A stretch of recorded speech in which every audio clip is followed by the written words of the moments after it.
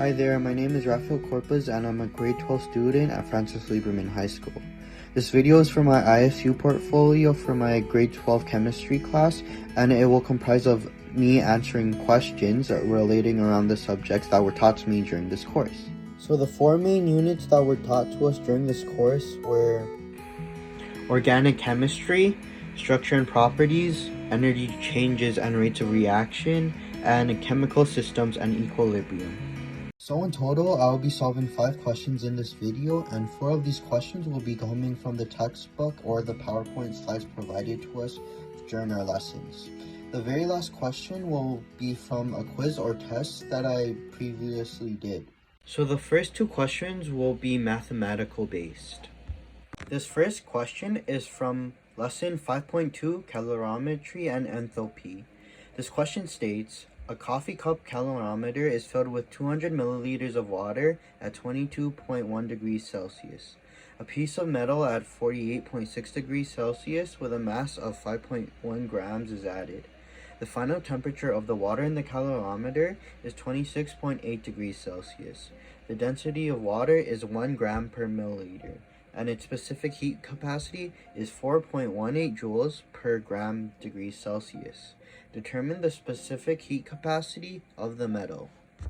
In this question, I gathered all the information that was given and used it in the equation Q equals mc delta T. In this equation, Q represents the thermal energy in joules, M represents the mass of the substance, C represents the heat capacity of the substance, and delta T represents the temperature change this substance goes through. Once I found out the thermal energy of water, I used that thermal energy amount in order to solve for the specific heat capacity of the metal, as it would allow me to isolate for C.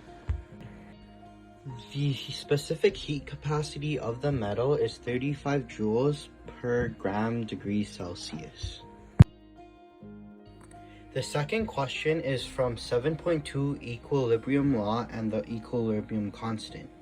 This question states, at equilibrium, the concentration of chlorine gas is 1.62 times 10 to the negative 1 mole per liter, and of fluorine gas is 1.85 times 10 to the negative 1 mole per liter.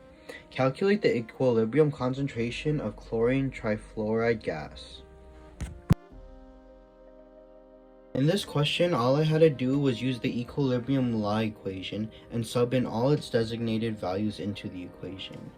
At the end, I was able to isolate for chlorine tetrafluoride gas. The next 2 questions will revolve around subject area connections. This means that these 2 questions will revolve around subjects other than chemistry. In this case, I chose 2 questions that relate to biology. The next question revolves around bond energies, and it states, in photosynthesis, a plant converts carbon dioxide and water to glucose and oxygen. Use the bond energies to estimate the amount of energy the sun provides per 1 mole of glucose. In order to solve this question, I will use a bond energy table in order to find how much energy is required for each bond. And I will also use the molecular structure of glucose in order to figure out how many bonds glucose has, since it's very complex. Once I figure out the bond energy for each bond and how many bonds are in photosynthesis, I will use those amounts to calculate the bond energies of the reactants and the bond energies of the products.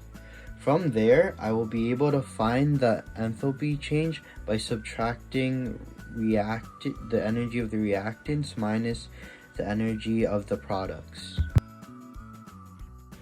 The next question revolves around lesson 1.3, aromatic hydrocarbons. This question states, mothballs are small lumps of pesticides that discourage moths from damaging woolen clothing. The main component of mothballs is para-dichlorobenzene. What is the proper IUPAC name for this compound? Draw the structure of para-dichlorobenzene. In order to figure out the IUPAC name of para-dichlorobenzene, we must figure out which carbon is each substituent group on. In this case, the substituent groups are chlorine. Given the prefix para, we know that the substituent groups are placed on the first and fourth carbon.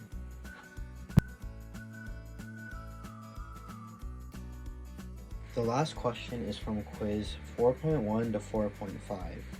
This question asks us to draw a Lewis structure of bromine tetrafluoride and also predict its molecular shape and its polarity.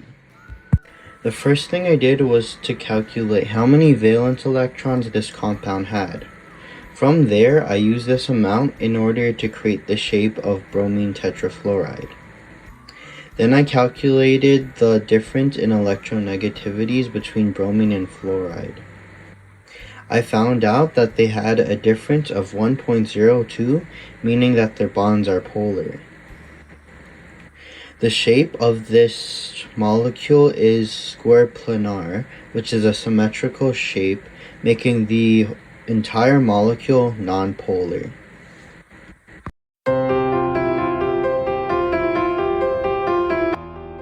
Overall, I think that my experience in grade 12 chemistry was quite positive. I think I learned a lot during grade 12 chemistry given the shortened amount of time, and I liked how there were several small quizzes rather than big tests so that we wouldn't have to fear about failing a quiz or two. I also liked how the workload wasn't too strenuous. There were never a time where I felt rushed in studying, and I felt like there was more of a focus on learning the information rather than just getting through the course. My future in chemistry will be through my biomedical science degree at Ryerson University, where I'll be working in a lab with chemicals in order to experiment on diseases, cells, and other things like that, and understand how the human body works.